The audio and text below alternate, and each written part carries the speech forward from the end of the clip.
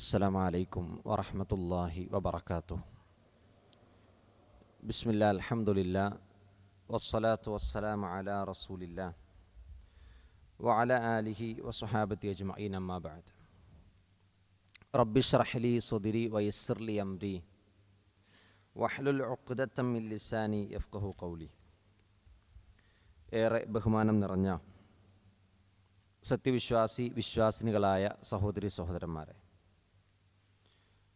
സൂറത്തുൽ ബഖറയുടെ 61-ാമത്തെ വചനം വരെയാണ് നമ്മൾ കഴിഞ്ഞ ക്ലാസ്സിൽ പഠിച്ചത്. ഇനി ഇൻഷാ അല്ലാഹ് ഇന്ന് നമുക്ക് പഠിക്കാനുള്ളത് 62 മുതൽ 66 വരെയുള്ള വചനങ്ങളാണ്.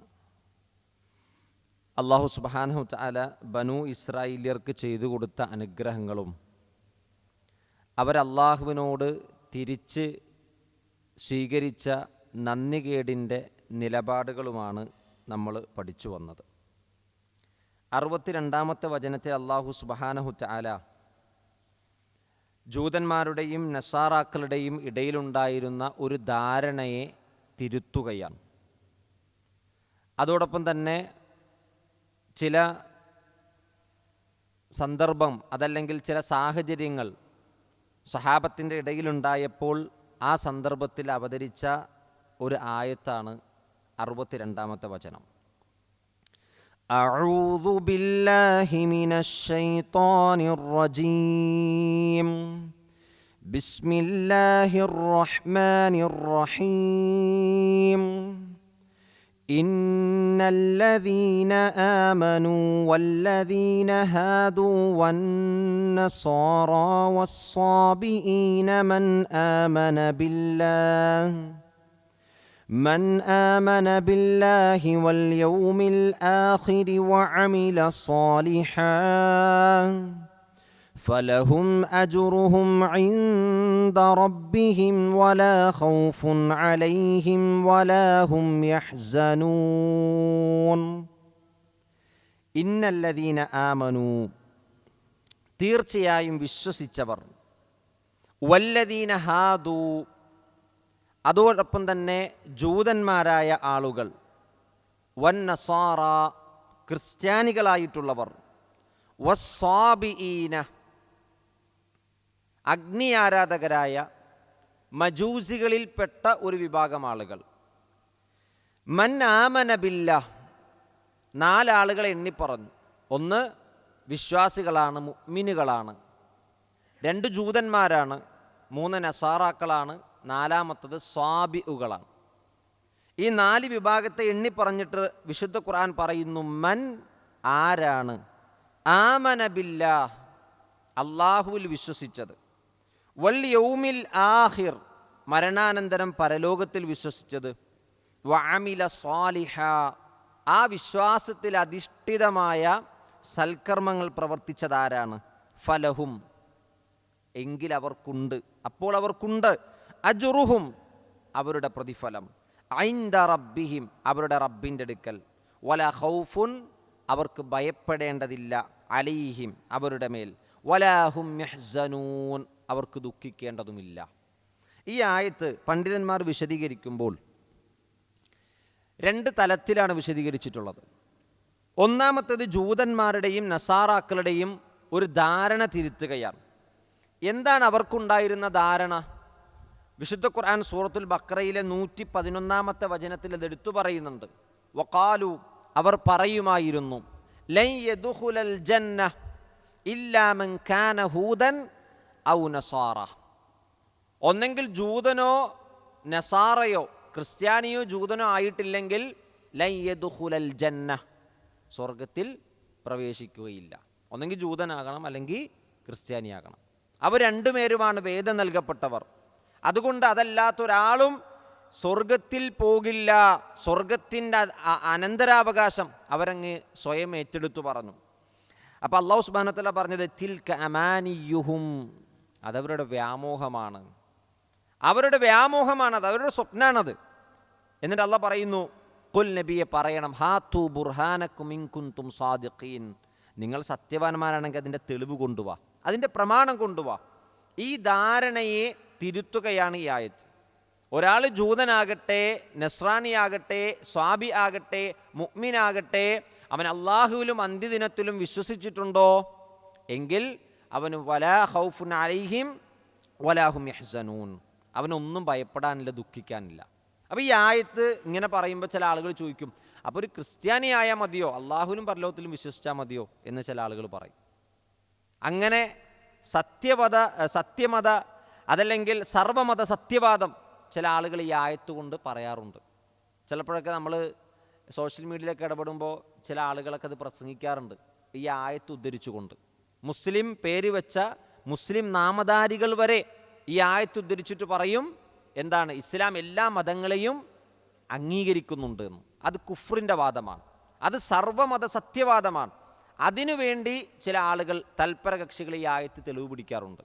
ചില അമുസ്ലിം സഹോദരങ്ങൾ അറിവില്ലാതെ ഈ ആയത്തുകൾ ഉദ്ധരിച്ചുകൊണ്ട് പറയും, ഇസ്ലാമിൻ്റെ വിശാലമായ കാഴ്ചപ്പാടിനെ അറിയിക്കാൻ വേണ്ടി ആയത്ത് ഉദ്ധരിച്ചിട്ട് എന്ത് ചെയ്യാറുണ്ട്, സർവമത സത്യവാദം സ്ഥാപിക്കാൻ ശ്രമിക്കാറുണ്ട്.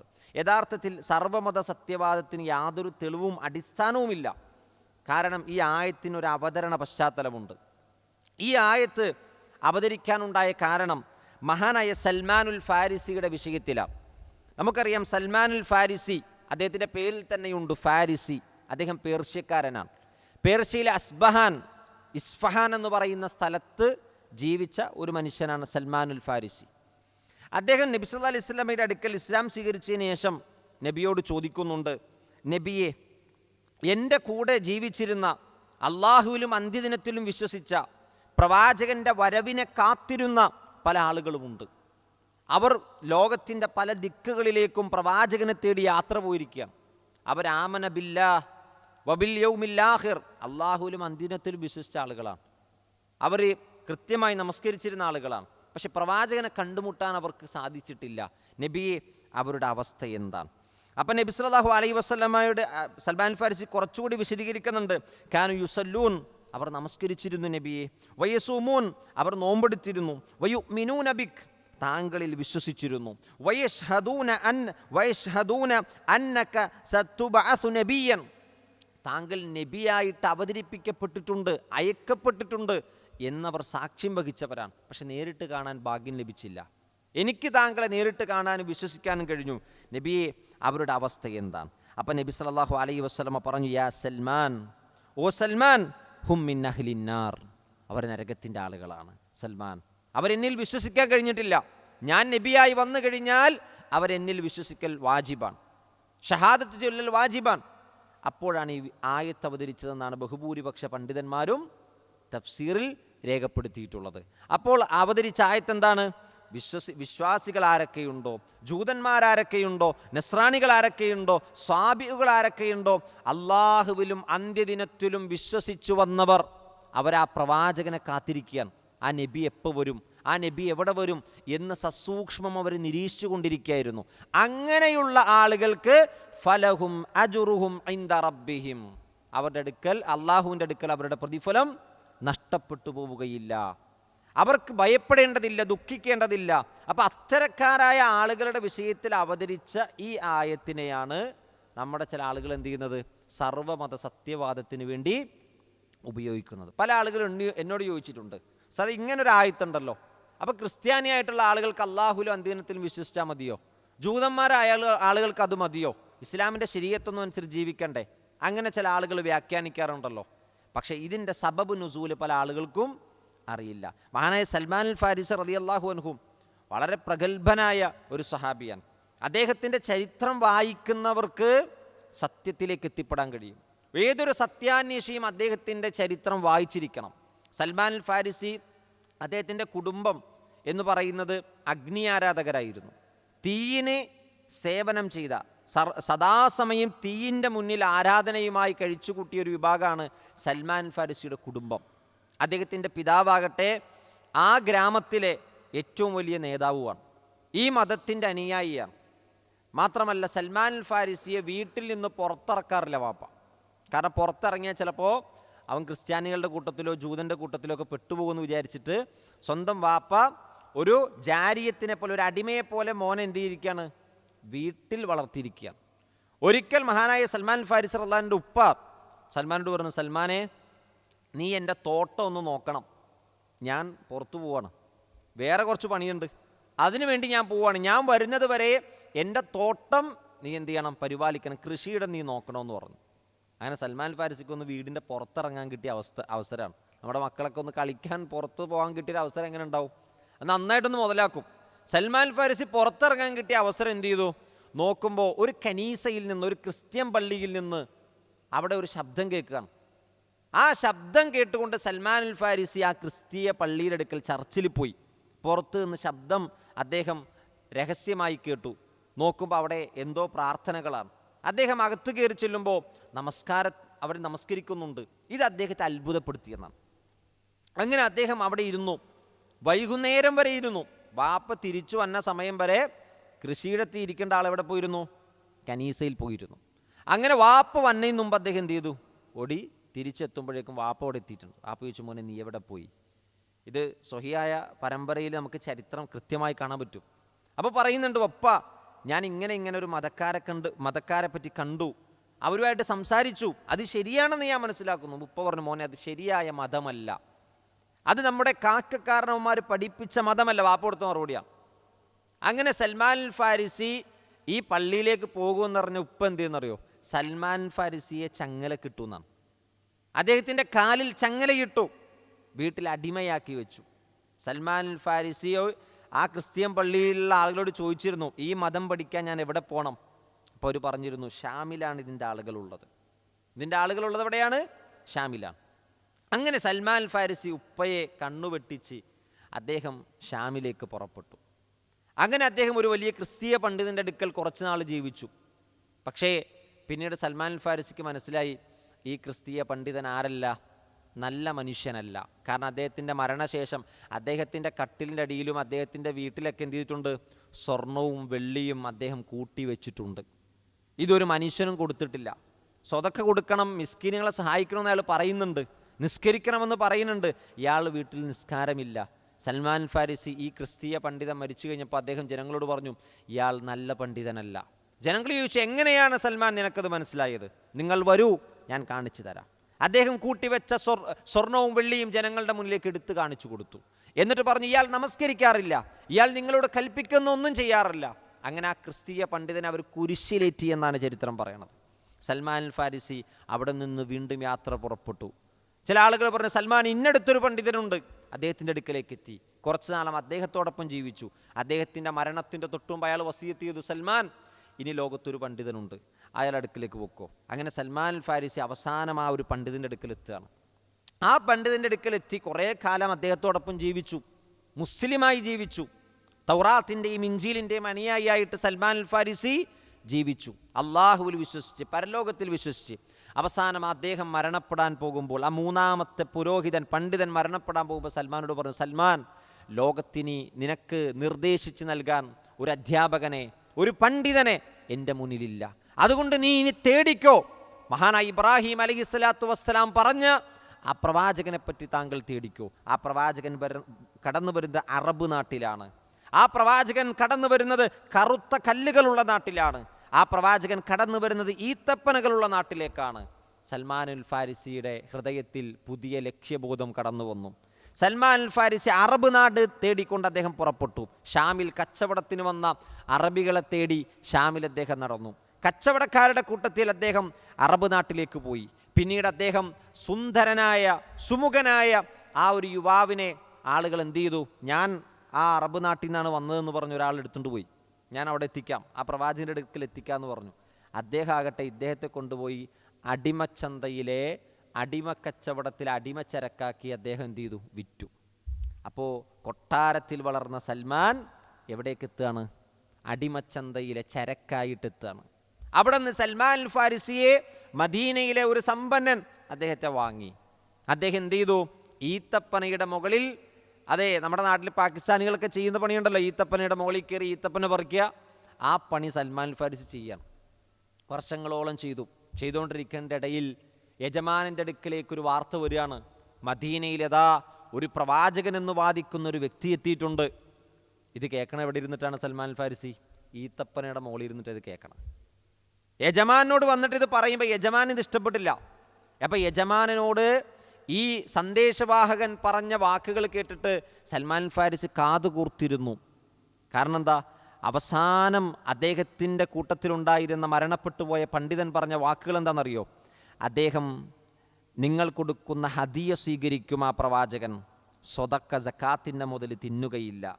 അദ്ദേഹത്തിൻ്റെ ഷോൾഡറിൽ 2 തോളുകൾക്കിടയിൽ അതേ പ്രവാചകന്മാർക്കുള്ള മുദ്രയുണ്ടാകും എന്ന് പറഞ്ഞു.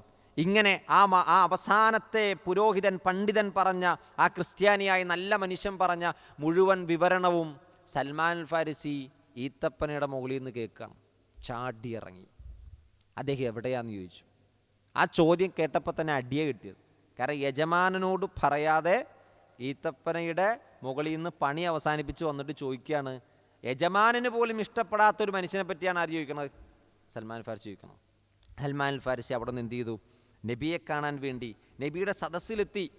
നബി സല്ലല്ലാഹു അലൈഹി വസല്ലമ ആളുകൾ കൊടുക്കുന്ന ഹദീസ് സ്വീകരിക്കുന്നുണ്ടോ എന്ന് നോക്കി, സ്വതക്കയുടെ പൈസ അവഗണിക്കുന്നുണ്ടോ എന്ന് നോക്കി.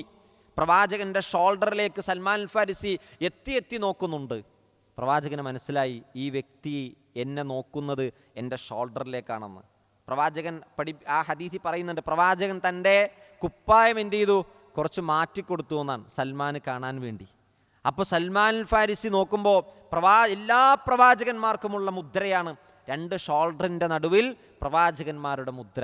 ഇത് സൽമാൻ ഫാരിസി കണ്ടുടനെ പ്രവാചകനെ പോയി കെട്ടിപ്പിടിച്ചു വന്നാണ്.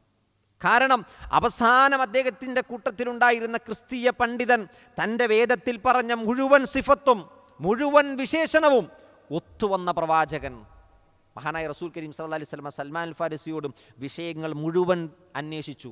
സൽമാൻ അൽ ഫാരിസി പേർഷ്യയിലെ, ഇറാനിലെ, ഇസ്ഫഹാനിൽ നിന്ന് തുടങ്ങിയ യാത്രയുടെ ചരിത്രം കേട്ടപ്പോൾ സൽമാൻ അൽ ഫാരിസിയുടെ റസൂൽ പറഞ്ഞു, സൽമാൻ, നീ എഴുന്നേറ്റ് നിന്ന് ഈ സ്വഹാബത്തിൻ്റെ മുന്നിൽ നിന്റെ സത്യാന്വേഷണത്തിൻ്റെ ചരിത്രം നീ വിവരിച്ചു കൊടുക്കണമെന്ന് പറഞ്ഞു. എന്തിനാണ്? മുന്നിലിരിക്കുന്ന ശ്രോതാക്കൾക്ക് ആവേശമുണ്ടാകാൻ, ഈമാൻ ഉണ്ടാകാൻ. സൽമാൻ ഫാരിസി അത് വിശദീകരിച്ചു. ആ സൽമാനുൽ ഫാരിസിയുടെ ഈ ചരിത്രം നമ്മെ പഠിപ്പിക്കുന്നത് എന്താണ്? സത്യമന്വേഷിച്ചൊരാൾ ഇറങ്ങിയാൽ അള്ളാഹു അയാളെ സത്യത്തിലേക്ക് എത്തിക്കുമെന്നുള്ളതാണ്. സൽമാനുൽ ഫാരിസി അടിമയായതുകൊണ്ട് ബദറിൽ പങ്കെടുക്കാൻ കഴിഞ്ഞില്ല, ഉഹദിൽ പങ്കെടുക്കാൻ കഴിഞ്ഞില്ല. അദ്ദേഹം നബിയോടൊപ്പം പങ്കെടുത്ത ആദ്യത്തെ യുദ്ധം ഖന്തഖ് യുദ്ധമാണ്. ആ ഖന്തഖ് യുദ്ധത്തിൽ ബുദ്ധിമാനായ സൽമാനുൽ ഫാരിസി അദ്ദേഹത്തിൻ്റെ ബുദ്ധി പറഞ്ഞു കൊടുത്തു. അദ്ദേഹം ബുദ്ധിമാനായിരുന്നുവെന്ന് ചരിത്രം നമ്മെ പഠിപ്പിക്കുന്നത് ഖന്തഖ് യുദ്ധത്തിലാണ്. കാരണം എന്താ? അന്ന് ആയുധം കുറവാണ്, സംഘബലം കുറവാണ്, എല്ലാ സാഹചര്യങ്ങളും പ്രതികൂലമാണ്. അപ്പുറത്താകട്ടെ അഹ്സാബ് യുദ്ധം എന്ന പേര് വരാൻ കാരണം മക്കയിൽ നിന്ന് മക്കയിലെ മുശ്രിക്കുകൾ മദീനയ്ക്കുള്ള യാത്രക്കിടയിൽ എല്ലാ ജൂതഗോത്രത്തെയും എല്ലാ മുശ്രിക്കുകളുടെ ഗോത്രത്തെയും കൂട്ടുപിടിച്ച് സഖ്യകക്ഷികളായി സർവായുധ സജ്ജരായിട്ടാണ് മദീനയിലേക്ക് പോണത്. അപ്പോഴാണ് സൽമാൻ അൽ ഫാരിസി പറയണത്, നമുക്കവരെ നേരിടാൻ കിടങ്ങ് കുഴിക്കാം. ഈ കിടങ്ങ് കുഴിച്ച വാർത്ത അബൂ സുഫിയാൻ്റെ ചെവിയിലെത്തുകയാണ്. അബൂ സുഫിയാൻ അറിയാം ഈ യുദ്ധത്തിന് പോയാൽ അപകടം ഉണ്ടാവും. അബൂ സുഫിയാൻ കത്തെഴുതി മുഹമ്മദ് നബിക്ക്, നിങ്ങൾ കിടങ്ങ് കുഴിച്ച് ഞങ്ങളെ തോൽപ്പിക്കാമെന്ന് വിചാരിച്ചോ എന്ന് പറഞ്ഞു. അങ്ങനെ കിടങ്ങിനെ പേടിച്ചാണ് ശത്രുക്കളുടെ അടുത്ത് തമ്പടിച്ചു. ആ തമ്പടിച്ചെടുത്തേക്ക് അള്ളാഹു ശക്തമായ കാറ്റിനെ പറഞ്ഞയച്ചു എന്നാണ്. ആ കാറ്റുകൊണ്ട് അവരുടെ ടെൻറ്റുകൾ, അവർ നിറച്ചു വെച്ച ഭക്ഷണപാത്രങ്ങൾ പോലും പറന്നുപോയി എന്നാണ്. അങ്ങനെ ശക്തമായ ഒരു യുദ്ധം നടക്കാതെ അവർക്ക് യുദ്ധത്തിൽ നിന്ന് പിൻവാങ്ങി പരാജയപ്പെട്ടു പോകേണ്ടി വന്നു എന്നുള്ളതാണ്. അതിൽ ഏറ്റവും പ്രധാനപ്പെട്ട യുദ്ധതന്ത്രം പറഞ്ഞു കൊടുത്തത് സൽമാനുൽ ഫാരിസിയാണ്. ആ സൽമാനുൽ ഫാരിസി അടിമയായിട്ട് മദീനയിലെത്തിയത് കൊണ്ട് പ്രവാചകൻ സൽമാനിന് പ്രത്യേകം പരിഗണന നൽകി. പ്രവാചകൻ പറഞ്ഞു, ആരുണ്ട് സൽമാനിനെ സഹായിക്കാൻ? പ്രവാചകൻ ഈ 300 ഈത്തപ്പനകളുടെ പ്രൊജക്റ്റ് പ്രഖ്യാപിച്ചു. 300 ഈത്തപ്പനകൾ സൽമാനിന് നട്ടുകൊടുത്തു. ഓരോരുത്തരും അവരുടെ വിഹിതം കൊണ്ടുവന്നു. ഞാൻ ഇത്ര തരാം നബിയെ, ഞാൻ ഇത്ര തരാം നബിയെ. അങ്ങനെ പലരും പല വകകൾ കൊണ്ടുവന്ന് പ്രവാചകൻ്റെ അടുക്കൽ ഏൽപ്പിച്ചു. അങ്ങനെ പ്രവാചകൻ പറഞ്ഞു, ആ ഒരു ടാർഗറ്റ് എത്തിയാൽ നിങ്ങൾ എന്നെ വിളിക്കണം. അങ്ങനെ 300 കുഴികൾ കുഴിച്ചു.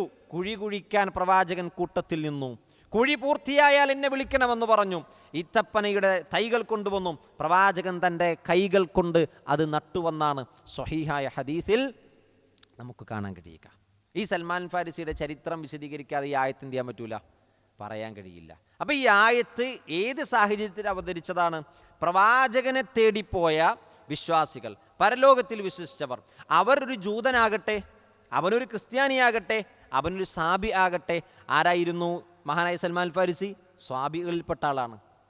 അദ്ദേഹം നബിയെ തേടിപ്പോയി, മുസ്ലിമായിരുന്നു, വിശ്വസിച്ചിട്ടുണ്ട്, തൗറാത്തിലും ഇഞ്ചിയിലും വിശ്വസിച്ചിട്ടുണ്ട്. അപ്പോൾ ആ ഒരു പരിഗണനയിൽ ആരെങ്കിലും പ്രവാചകനെ കാണാതെ ആ കാലഘട്ടത്തിലെ പരിമിതി കൊണ്ട്, യാത്രാ പരിമിതികൾ കൊണ്ട്, ദൂരത്തിൻ്റെ പരിമിതികൾ കൊണ്ട് ആർക്കെങ്കിലും പ്രവാചകനെ കണ്ടെത്താൻ കഴിഞ്ഞിട്ടില്ലെങ്കിലും അവരല്ലാഹുവിലും അന്ത്യദിനത്തിലും വിശ്വസിച്ചവരാണെങ്കിൽ അവർക്ക് എന്തുണ്ട്? അവർക്ക് ഫലഹും അജുറുഹും ഇൻദ റബ്ബിഹിം വലാ ഖൗഫുൻ അലൈഹിം വലാ ഹും യഹ്സനൂൻ. എന്നാൽ ഇന്നതുണ്ടോ? ഇല്ല.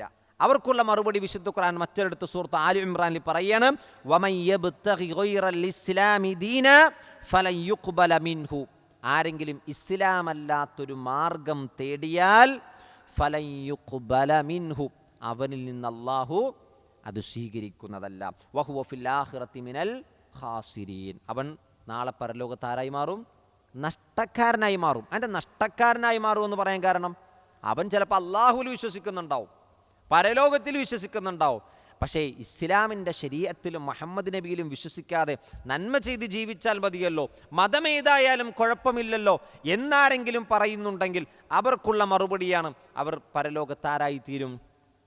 നഷ്ടക്കാരായിത്തീരും. അതുകൊണ്ട് ഒരിക്കലും ഈ ആയത്തിന് സർവമത സത്യവാദത്തിന് തെളിവ് പിടിക്കുന്ന തൽപര കക്ഷികളുടെ വ്യാഖ്യാനത്തിൽ നമ്മൾ ഒരിക്കലും എന്ത് ചെയ്യരുത്? പെട്ടുപോകരുത്. നോക്കൂ, മറ്റൊരിടത്ത് അല്ലാഹ് പറഞ്ഞത് ഇന്നദ്ദീന ഇൻദല്ലാഹിൽ ഇസ്ലാം. അള്ളാൻ്റെ അടുക്കൽ സ്വീകരിക്കുന്നത് ഇസ്ലാമാണ്. അതുകൊണ്ട് തന്നെ ആ പ്രവാചകന്റെ മാർഗമാണ് നമ്മൾ പിൻപറ്റേണ്ടത്. മഹാനായ ഇബ്നു കസീർ റഹ്മത്തുള്ളാഹി അലൈഹി ഇതിനെ ഒന്നുകൂടി വിശദീകരിക്കുന്നുണ്ട്. അതിനെപ്പറ്റി നമുക്ക് ഇങ്ങനെ കാണാൻ പറ്റും. ഫക്കാന ഈമാനുൽ യഹൂദ്, യഹൂദികളുടെ ഈമാൻ എങ്ങനെയായിരുന്നു? അന്നഹു മൻ തമസ്സക ബിത്തൗറാത്ത്, അവർ തൗറാത്ത് മുറുകെ പിടിച്ചവരാണ്. വസുന്നത്ത മൂസ അലൈഹിസ്സലാം, മൂസാ നബിയുടെ സുന്നത്ത് മുറുകെ പിടിച്ചവരാണ്. ഹത്താ ജാഅ ഈസ, ഈസാ നബി വരുന്നതുവരെ. ഫലമ്മ ജാഅ ഈസ, ഈസാ നബി വന്നപ്പോഴോ കാന മൻ തമസ്സക ബിത്തൗറാത്ത്, അവർ തൗറാത്ത് മുറുകെ പിടിച്ചവരായിരുന്നു. അതേപോലെ തന്നെ വഅഖദ ബിസുന്നത്തി മൂസ, മൂസാ നബിയുടെ സുന്നത്തിനെ അവർ മുറുകെ പിടിച്ചു. ഫലം യദഅഹ, മൂസാ നബിയുടെ ശരീഅത്തിനെ അവർ ഉപേക്ഷിച്ചില്ല. വലം യത്തബി ഈസ, ഈസാ നബിയെ അവർ പിൻപറ്റുകയും ചെയ്തില്ല. കാന ഹാലിക്കൻ, അങ്ങനെ അവരാരായി? അവർ നശിച്ചുപോയി. അപ്പോൾ മൂസാ നബിയുടെ തൗറാത്തിനെ അവർ പിൻപറ്റി വന്നു. പക്ഷെ ഈസാ നബി വന്നപ്പോൾ പിന്നെ എന്ത് ശരീഅത്തായി? ഈസാ നബിയുടെ ശരീഅത്തായി. അവർ തൗറാത്തിനെ ഫോളോ ചെയ്യണം, തൗറാത്തിനെ സത്യപ്പെടുത്തണം. പിന്നെ ഈസാ നബിക്ക് അവതരിച്ച ഇഞ്ചീലിനെ അവരെന്ത് ചെയ്യണം? വിശ്വസിക്കണം. ഈസാ നബിയുടെ ശരീഅത്തിനെ അവരെന്ത് ചെയ്യണം? പിൻപറ്റണം. പക്ഷെ പിൻപറ്റിയില്ല. ഇനി നോക്കൂ, വ ഈമാനുൻ നസാറ, ഈ ഈസാ നബിയിൽ വിശ്വസിച്ച നസാറാക്കളുടെ അവസ്ഥ എന്താ? അന്ന മൻ തമസ്സക ബിൽ ഇൻജീൽ, അവർ ഇഞ്ചീൽ മുറുകെ പിടിച്ചവരാണ്. വശറാഇഅ ഈസ, ഈസാ നബിയുടെ ശരീഅത്ത് കൊണ്ടു നടന്നവരാണ്. കാന മുഅ്മിനൻ, അവർ മുഅ്മിനായിരുന്നു. മഖ്ബൂലൻ മിൻഹു, അവരിൽ നിന്ന് സ്വീകരിക്കപ്പെട്ട, അതായത് സ്വീകാര്യതയുള്ള മുഅ്മിനുകളായിരുന്നു എന്ന് പറഞ്ഞ കർമ്മങ്ങൾ സ്വീകരിക്കപ്പെട്ടവരായിരുന്നു. ഹത്താ ജാഅ മുഹമ്മദുൻ സല്ലല്ലാഹു അലൈഹി വസല്ലം, മുഹമ്മദ് നബി വരുന്നതുവരെ. മുഹമ്മദ് നബി ഫമല്ലം യത്തുബി മുഹമ്മദൻ, മുഹമ്മദ് നബി വന്നപ്പോൾ അവരെന്ത് ചെയ്തില്ല? അവർ മുഹമ്മദ് നബിയെ പിൻപറ്റിയില്ല. വയദഅ മാ കാന അലൈഹി മിൻ സുന്നത്തി ഈസ വൽ ഇൻജീലി കാന ഹാലിക്കൻ, അവർ ഈസാ നബിയുടെ ശരീഅത്ത് മുറുകെ പിടിച്ച് എന്ത് ചെയ്തു? നിന്നു. അവർ പ്രവാചകൻ സല്ലല്ലാഹു അലൈഹി വസല്ലമയുടെ ശരീഅത്തിലേക്ക് അവർ മടങ്ങിയില്ല. അപ്പോൾ ജൂതന്മാരുടെ അടുക്കലേക്ക് ഈസാ നബി വന്നപ്പോൾ തൗറാത്തിനെ സത്യപ്പെടുത്തി, ഇൻജീലിനെ ശരീഅത്തായിട്ട് അവതരിപ്പിച്ചു. പക്ഷെ അവരത് ഫോളോ ചെയ്തില്ല, ജൂതന്മാർ നശിച്ചുപോയി. മുഹമ്മദ് നബി വന്നപ്പോൾ ക്രിസ്ത്യാനികൾ എന്ത് ചെയ്തു? ഇൻജീലിനെ ഫോളോ ചെയ്തു, ഖുർആനെ സത്യപ്പെടുത്തിയില്ല. എന്നാൽ മുഹമ്മദ് നബി ആകട്ടെ തൗറാത്തിനെയും ഇൻജീലിനെയും സത്യപ്പെടുത്തിക്കൊണ്ട് അവർ പറഞ്ഞ ആദർശത്തെ അരക്കെട്ടുറപ്പിക്കാനാണ് മഹാനായ റസൂൽ കരീം സല്ലല്ലാഹു അലൈഹി വസല്ലം വന്നത്. അതുകൊണ്ടാണ് പ്രവാചകൻ പറഞ്ഞത്, അൽ അംബിയാഉ, അംബിയാക്കന്മാരെല്ലാം അവർ ഒരേ ആദർശമാണ് അവർ പ്രബോധനം ചെയ്തത്. പക്ഷെ ഉമ്മഹാത്തുഹും ഷത്ത, അവരുടെ ശരീഅത്തുകൾ വിഭിന്നമായിരുന്നു. മാത്രമല്ല, ഒരു ഉപ്പയുടെ വ്യത്യസ്ത ഭാര്യമാരിലുണ്ടാകുന്ന മക്കളെപ്പോലെയാണ് എല്ലാ പ്രവാചകന്മാരും എന്നാണ്. ഒരു ഉപ്പയുടെ വ്യത്യസ്ത ഭാര്യമാരിലുണ്ടാകുന്ന മക്കളെങ്ങനെയാ? ആ വാപ്പാൻ്റെ മക്കളാണല്ല. ഇതുപോലെയാണ് ലോകത്തിലേക്ക് കടന്നു വന്ന മുഴുവൻ പ്രവാചകന്മാരുമെന്ന് മഹാനായ റസൂൽ കരീം സല്ലല്ലാഹു അലൈഹി വസല്ലമ പറയുകയാണ്. ഇനി നോക്കൂ, യഹൂദ് എന്ന പദം വിശുദ്ധ ഖുർആൻ ഈ ഒരു ആയത്ത് വിശദീകരിക്കുന്നിടത്ത് തഫ്സീറുകളിൽ യഹൂദ്, നസാറ, സ്വാബി ഈ പദങ്ങൾ എങ്ങനെ കടന്നു വന്നു എന്ന് അവർ പറയുന്നുണ്ട്. മഹാനായ ഇബ്നു കസീർ റഹ്മത്തുള്ളാഹി അലൈഹി പറയുന്നുണ്ട്, യഹൂദ് എന്ന പദം കടന്നു വന്നത് 2 വഴികളിലൂടെയാകാം. ഒന്ന്, അത് ചേർക്കപ്പെടുന്നത് അൽ ഹവാദത്ത്, അതായത് മവദ്ദത്ത്, സ്നേഹം എന്ന അർത്ഥത്തിലാണ്. അല്ലെങ്കിൽ വഹുവ തൗബത്ത്, മടക്കം എന്ന അർത്ഥത്തിലാണ്. ജൂതന്മാർ തൗറാത്ത് മുറുകെ പിടിച്ചപ്പോൾ തൗറാത്തിൻ്റെ ആളുകളുമായി ജൂതന്മാർ അങ്ങേയറ്റം സ്നേഹമുള്ളവരായിരുന്നു. അവരല്ലാഹുവിലേക്ക് മടങ്ങിയിരുന്നു. ഇന്നാ ഹുദിന ഇലൈക്ക് എന്ന് മൂസാ നബി പറഞ്ഞില്ലേ, ഞങ്ങൾ അള്ളാഹുവിലേക്ക് എന്ത് ചെയ്യുന്നു, ഹുദിന, ഞങ്ങൾ അള്ളാഹുവിലേക്ക് പശ്ചാത്തപിച്ച് മടങ്ങുമെന്ന് പറഞ്ഞു. ആ വാക്കിൽ നിന്നാണ് യഹൂദ് വന്നതെന്നൊരു അഭിപ്രായമുണ്ട്.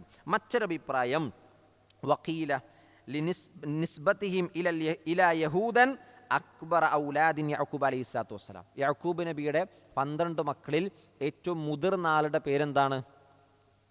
യഹൂദ എന്നാണ്. അതിലേക്ക് ചേർത്തിക്കൊണ്ടാണ് ജൂതന്മാരെ യഹൂദികളെന്ന് വിളിച്ചെന്നാണ് പല പണ്ഡിതന്മാരും എന്ത് ചെയ്തിട്ടുള്ളത്, അഭിപ്രായപ്പെട്ടിട്ടുള്ളത്. അപ്പം യഹൂദ എന്ന പദം വന്നത് യഅ്കൂബ് നബിയുടെ 12 മക്കളിൽ മുതിർന്ന ആളിലേക്ക് ചേർത്തിക്കൊണ്ടാണ് എന്ന് കാണാൻ കഴിയും. അതോടൊപ്പം തന്നെ ഈസാ നബിയുടെ അനുയായികൾ ക്രിസ്ത്യാനികൾ എങ്ങനെയാണ്? നസാറ എന്ന പദം നസ്റിൽ നിന്ന് വന്നതാണ്, സഹായിക്കുന്നവർ. വിശുദ്ധ ഖുർആൻ സൂറത്തു സഫിൽ പറഞ്ഞില്ലേ, മൻ അൻസാരി ഇലല്ലാഹ്. ആരത് ചോദിച്ചത്? ഈസാ നബി ചോദിക്കുകയാണ് ആളുകളോട്, ആരുണ്ട് അല്ലാഹുവിനെ സഹായിക്കാൻ? അപ്പോൾ ക്രിസ്ത്യാനികൾ എന്താ പറഞ്ഞത്?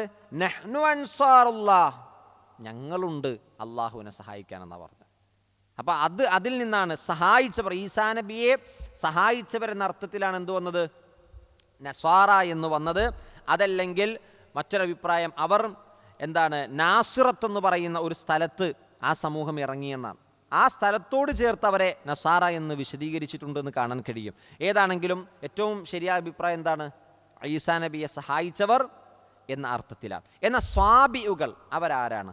അവരെപ്പറ്റി വിശദമായ ഒരു പേജിലധികം ഇബ്നു കസീർ റഹ്മത്തുള്ളാഹി അലൈഹി മാറ്റിവെച്ചിട്ടുണ്ട്. സ്വാബി എന്ന് പറഞ്ഞാൽ, അതായത് ജൂതന്മാരുടെ മതവും ക്രിസ്ത്യാനികളുടെ മതവും ഉപേക്ഷിച്ച ആളുകളാണ്. അവർ ജൂതന്മാരെയും ക്രിസ്ത്യാനികളും എന്ത് ചെയ്യൂല, അംഗീകരിക്കൂല. മാത്രമല്ല, ചില ആളുകൾ അഗ്നിയെ ആരാധിച്ചു, ചില ആളുകൾ മലക്കുകളെ ആരാധിച്ചു. ഇവരും കിബിലയിലേക്ക് തിരിഞ്ഞിട്ടാണ് എന്ത് ചെയ്തത്, നിസ്കരിച്ചിരുന്നത്. അന്നത്തെ കിബിലയിലേക്ക് തിരിഞ്ഞിട്ടാണ് ഇവരും നമസ്കരിച്ചിരുന്നത്.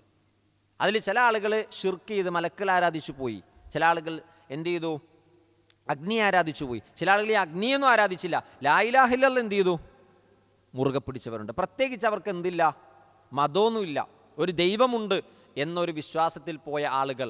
ഇങ്ങനെ പല അഭിപ്രായങ്ങൾ ആരെപ്പറ്റി പറഞ്ഞിട്ടുണ്ട്, സ്വാബികളെ പറ്റി പറഞ്ഞിട്ടുണ്ട്. പക്ഷെ അവരുടെ മതത്തിനൊരു ബേസ്മെൻ്റ്, ഒരു അടിസ്ഥാനം പിന്നീട് ഉണ്ടായിട്ടില്ല, അത് ഇല്ലാതാവുകയാണ് ചെയ്തിട്ടുള്ളത്. വല്ലാഹു തആല അഅലം. അപ്പോൾ ഈ ആയത്തുമായി ബന്ധപ്പെട്ട് പറയാനുള്ളത് അതാണ്. ഇനി അടുത്ത ആയത്തിലേക്ക് നമുക്ക് പോകാം.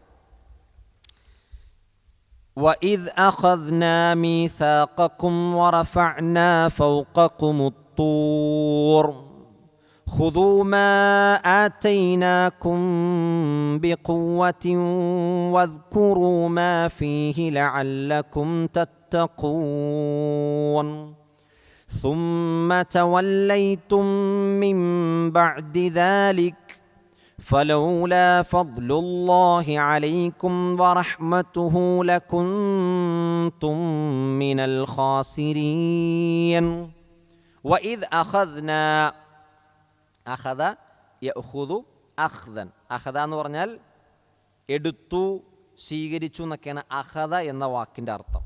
അഖദ്ന നാം സ്വീകരിച്ചു, അല്ലെങ്കിൽ നാം വാങ്ങി, എടുത്തു എന്നർത്ഥത്തിൽ. വൈദ അഖദ്ന നാം വാങ്ങിയ സന്ദർഭം, അല്ലെങ്കിൽ നാം സ്വീകരിച്ച സന്ദർഭം. മീസാഖക്കും നിങ്ങളുടെ കരാർ. മീസാഖ് എന്ന് പറഞ്ഞാൽ പൊതുവെ നമ്മൾ പറയാറുണ്ട് മീസാഖൻ ഖലീദ. നിക്കാഹിൻ്റെ കരാറിനെ പറ്റി പറഞ്ഞില്ലേ, മീസാഖൻ ഖലീദ, ശക്തമായ കരാറാന്ന് പറഞ്ഞു. അപ്പം മീസാഖിൻ്റെ അർത്ഥം എന്താണ്? കരാറ്, ഉറപ്പ് എന്നൊക്കെയാണ് മീസാഖിൻ്റെ അർത്ഥം. അപ്പം മീസാഖൻ നിങ്ങളിൽ നിന്ന് ഒരു മീസാഖ് വാങ്ങിയ സന്ദർഭം. അപ്പം അള്ളാഹു ജൂതന്മാരിൽ നിന്ന് എന്ത് വാങ്ങിയിട്ടുണ്ട്? ഒരു കരാറ് വാങ്ങിയിട്ടുണ്ട്. എന്താണ് നമുക്ക് നോക്കാം ഇൻഷാ അല്ലാഹ്.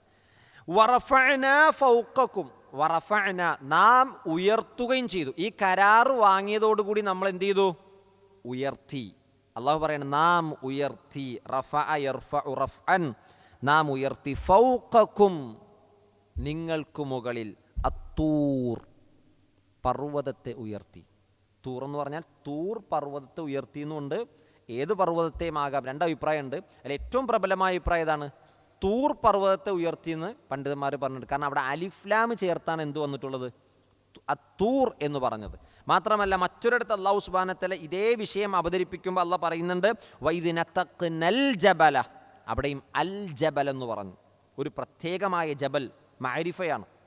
അലിഫ്ലാം ചേർത്ത് കഴിഞ്ഞാൽ അതൊരു പർട്ടിക്കുലർ കാര്യത്തെയാണ് എന്ത് ചെയ്യണത്? അറിയിക്കുന്നത്. നക്കിറയല്ല. അലിഫ്ലാം ഇല്ലെങ്കിൽ ഏതും ആകാം. അലിഫ്ലാം ചേർത്ത് കഴിഞ്ഞാൽ എന്തായി? അതൊരു പ്രത്യേക കാര്യത്തെയാണ് അറിയിക്കുന്നത്. നമ്മൾ ഇംഗ്ലീഷ് ദ എന്ന് പറയൂലേ, അതേപോലെ. അപ്പോൾ ഇവിടെ അത്തൂർ, അവിടെ തൂർ പർവ്വതത്തെ നാം അവർക്ക് മീതെ ഉയർത്തി എന്നാണ് പണ്ഡിതന്മാർ പറഞ്ഞ അഭിപ്രായങ്ങൾ പ്രബലമായത്. എന്നിട്ട് അല്ലാഹ് പറഞ്ഞു ഖുദൂ, നിങ്ങൾ സ്വീകരിക്കണം, മാ ആതൈനാകും, നിങ്ങൾക്ക് നാം നൽകിയത്, ബിഖുവത്തിൻ, ശക്തമായി നിങ്ങളത് സ്വീകരിക്കണം.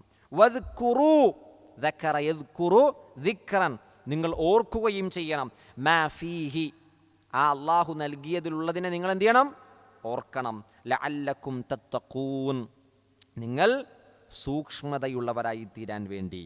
അപ്പോൾ ഇവിടെ ഈ ആയത്ത് യഥാർത്ഥത്തിലൊരു വലിയൊരു ആയത്തിൽ കൗനിയയാണ്. ആയത്തിൽ കൗനിയ എന്ന് പറഞ്ഞാൽ പ്രാപഞ്ചികമായ ഒരു അസ്വാഭാവിക സംഭവമാണ്, പ്രാപഞ്ചികമായൊരു ദൃഷ്ടാന്തമാണ്.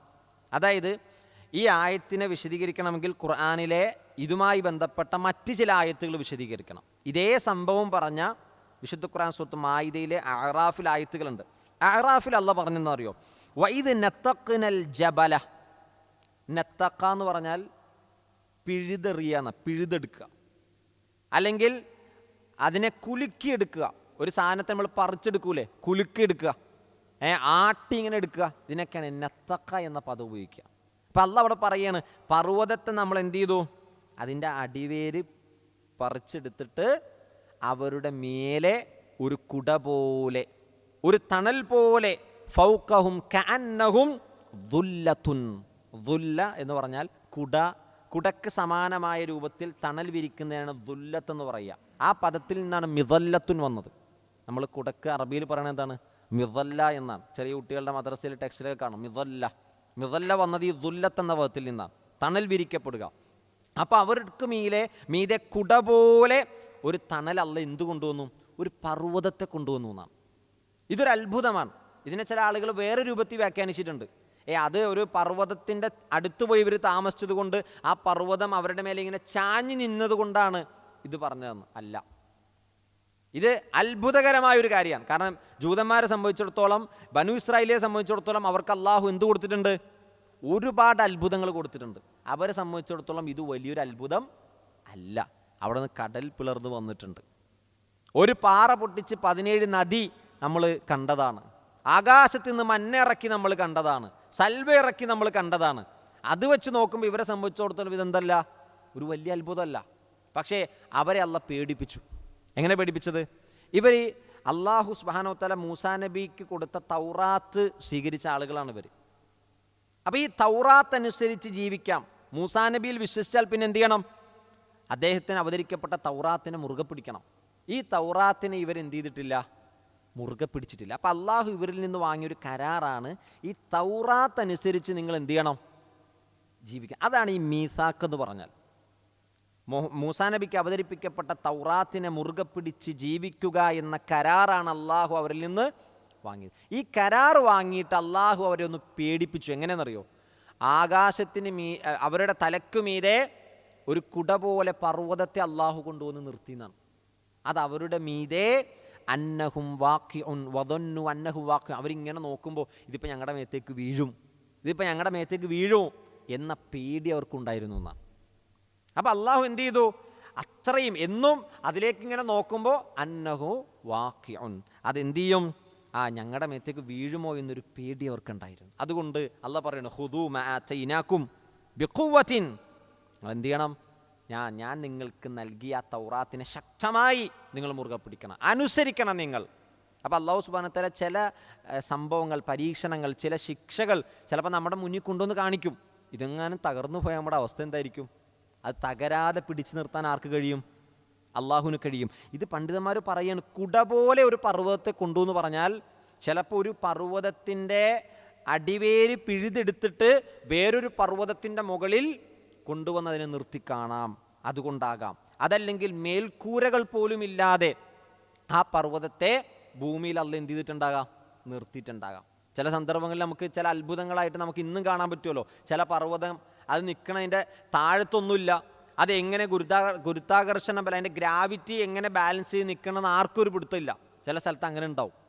ഇതേപോലെ അള്ളാഹു ഈ പർവ്വതത്തെ എന്ത് ചെയ്യാണ്? ഭൂമിയിൽ നിന്ന് പിഴുതെടുത്തിട്ട് അവരുടെ മീതെ കൊട പോലെ ആക്കിയിരുന്നു. ഇതൊരു അത്ഭുതമാണ്. അതിന് വേരുകളില്ല, അതിന് എന്താ പറയുക, അതിൻ്റെ ഭൂമിയിൽ ഉറച്ചു നിൽക്കാൻ കഴിയില്ലാത്ത ഒന്നാണെന്ന് വിശദീകരിച്ചിട്ടുണ്ട്. ഇനി വേറെ പർവ്വതത്തിൻ്റെ മുകളിലേക്ക് അതിനെ എടുത്തു നിർത്തി പേടിപ്പിച്ചതാണെന്ന് പറയുന്നുണ്ട്. പല അഭിപ്രായങ്ങളുണ്ട്. എന്തഭിപ്രായമാണെങ്കിലും അത് ആയത്തിൽ കൗനിയാണ്, അതൊരു അത്ഭുതമാണ്. അവരെ സംബന്ധിച്ചിടത്തോളം അത് കാണുമ്പോൾ അവർക്ക് പേടിയുണ്ടാകണം, അള്ളാഹുവിൻ്റെ ദീൻ മുറുകെ പിടിച്ച് ജീവിക്കണമെന്ന ബോധ്യമുണ്ടാകണം എന്നാണ് ഈ ആയത്ത് എന്ത് ചെയ്യുന്നത്?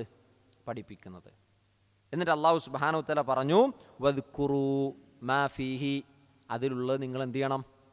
ഓർക്കണം. ആ വേദഗ്രന്ഥത്തിലുള്ള കാര്യങ്ങളെയൊക്കെ പറ്റി നിങ്ങൾ എന്ത് ചെയ്യണം? നിങ്ങൾ ഓർത്തുകൊണ്ടേയിരിക്കണം. ലഅല്ലക്കും തത്തക്കും, നിങ്ങൾ സൂക്ഷ്മതയുള്ളവരാകാൻ വേണ്ടിയാണ്. ഇതിന് സമാനമായൊരു സംഭവം ചേർത്ത് പറയേണ്ടത്, സബഅ് ഗോത്രക്കാരെ പറ്റി വിശുദ്ധ ഖുർആൻ വിശദീകരിക്കുന്നുണ്ട്. സബഅ് ഗോത്രത്തെ പറ്റി അല്ലാഹ് എന്താ പറഞ്ഞത്? അവർ താമസിച്ചിരുന്ന ഡാമിൻ്റെ അടുക്കലാണ്. ആ ഡാമിൻ്റെ രണ്ട് സൈഡിലും എന്തുണ്ടായിരുന്നു? രണ്ട് ഇടതൂർന്ന് നിൽക്കുന്ന തോട്ടങ്ങളുണ്ടായിരുന്നു എന്നാണ്. അള്ളാഹു അവർക്ക് ഒരുപാട് അനുഗ്രഹങ്ങൾ കൊടുത്തു. അവരാരാണ്?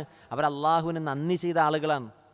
അവരെപ്പറ്റി അള്ളാഹ് പറഞ്ഞതാ, ബൽദത്തുൻ ത്വയ്യിബ, നല്ല രാജ്യക്കാർ, വറബ്ബുൻ ഗഫൂർ, ഏറെ പൊറുക്കുന്ന റബ്ബും.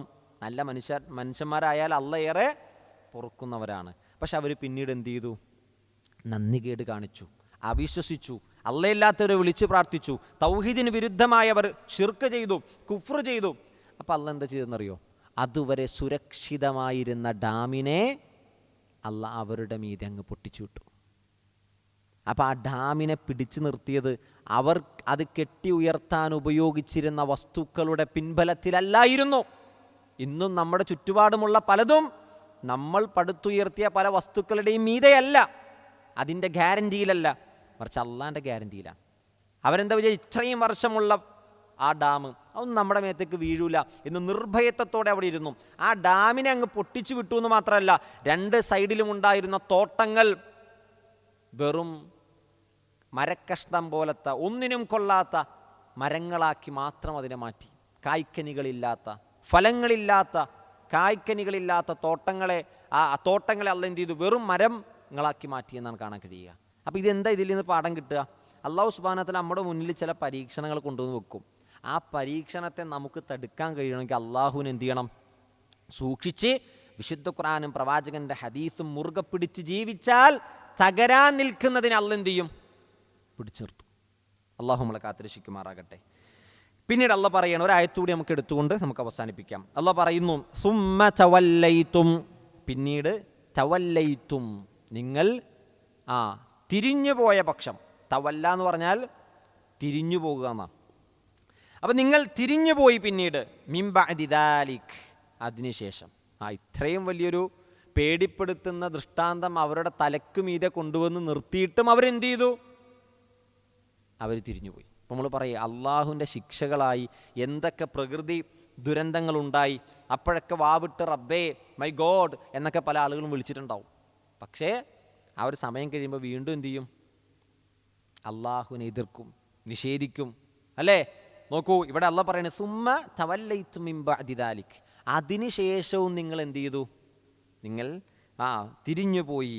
ഫലൗലാ ഫദ്ലുല്ലാഹി അലൈക്കും വറഹ്മതുഹു, നിങ്ങൾ അങ്ങനെ തിരിഞ്ഞു പോയപ്പോൾ, ഫലൗല ഇല്ലായിരുന്നെങ്കിൽ, ഫദ്ലുല്ലാഹ് അള്ളാഹുവിൻ്റെ ഔദാര്യം, വറഹ്മതുഹു അള്ളാഹുവിൻ്റെ കാരുണ്യവും ഇല്ലായിരുന്നെങ്കിൽ, ലകുൻതും മിനൽ ഖാസിരീൻ നിങ്ങൾ ആരായി തീരുമായിരുന്നു?